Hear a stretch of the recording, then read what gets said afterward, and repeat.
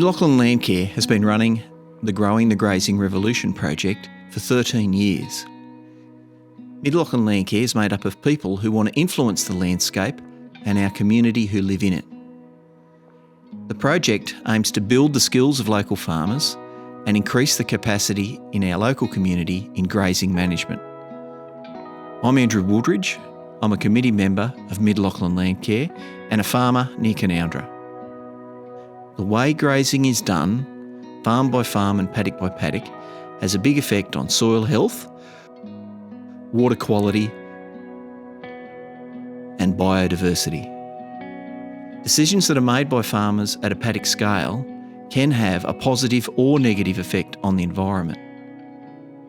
Lachlan Landcare supports grazing systems that are good for business, good for the catchment and good for the landscape. My name's Scotty Hickman and I'm the facilitator for the Growing the Grazing Revolution project at Lachlan Landcare. I try and get people to share information, share their knowledge, share their passion. I do this in various different ways, but first thing I try and do is meet people at their level.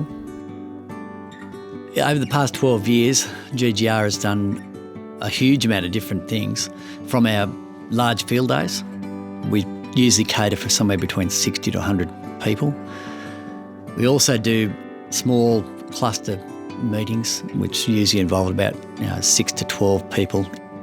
These meetings are really important because you're dealing with localised things that are happening, management decisions, practices, all those sorts of things.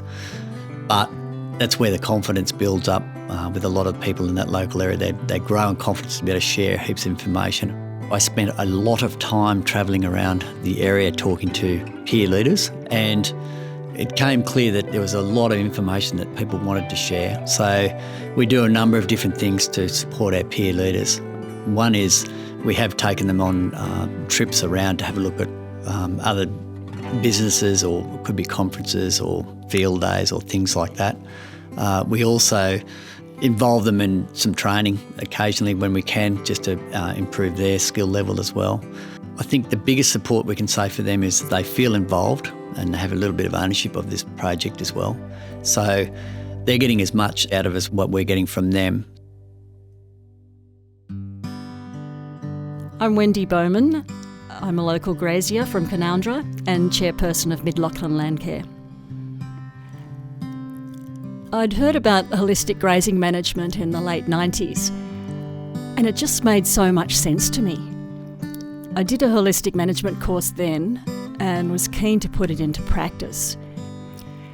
It was at least 10 years later that Scott, through the GGR project, organised to have the Grazing for Profit school come to Canoundra. And I've been doing time-controlled grazing and keeping grazing charts ever since. Farming's a pretty lonely profession. You often don't have others around to bounce ideas off. So having the support of the GGR network enabled me to put the training into practice. It added the extra confidence. As I got more involved with GGR, I offered my wool shed to host the dung beetle field day. From there, I hosted the soil health field day and several GGR cluster group meetings. Being in a room full of people who'd been doing time-controlled grazing for a long time just took you to the next level and avoided becoming complacent about what you were doing. The 2017-2020 drought was a real test for the GGR grazing principles. During that, Scott visited my farm a couple of times. It was great to have a second set of eyes look over my property. He gave the added confidence to make the really hard decisions, like selling down breeding stock. So when the next drought comes, and it will, those decisions should be a lot easier to make. Lachlan Landcare has an advisory board made up of local farmers with a wide and varied range of experiences in grazing management. The GGR board runs the project as part of Lachlan Landcare. When a board position became vacant, I really felt that I wanted to give back to the project that I'd got so much out of. So I put my hand up for that. So the Growing the Grazing Revolution board plays an incredibly important role to support me in what the job that I do for Mid-Lachlan Landcare. We're very lucky that the board reflects the diversity of our community. We have all sorts of levels of farming and different farming practices, all ages. We're very lucky that we have a wide range in age groups as well. We're also very lucky that we have some wonderful women involved on the board as well, which bring a different perspective to what we're doing. Also means that we actually are a lot more focused on our best bang for our buck with the resources that we actually do have. But I think probably the big one is it keeps me rounded and grounded and focused on the outcomes we want to achieve for the project. I can run lots of ideas past the board and they can make sure that we're relevant.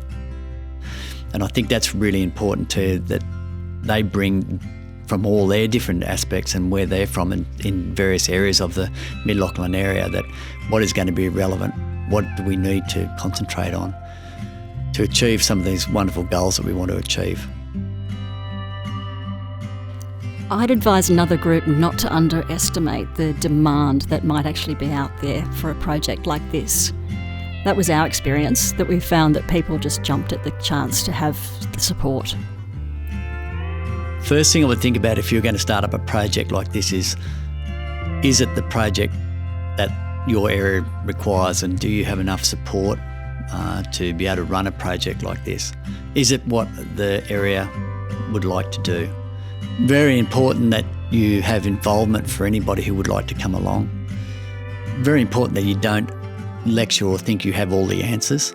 Don't have an agenda that you're trying to push on everybody else, because everybody's going to be very different as to what they require from it. But you will probably have a common goal, vision, and probably a common outcome that you'd like to achieve.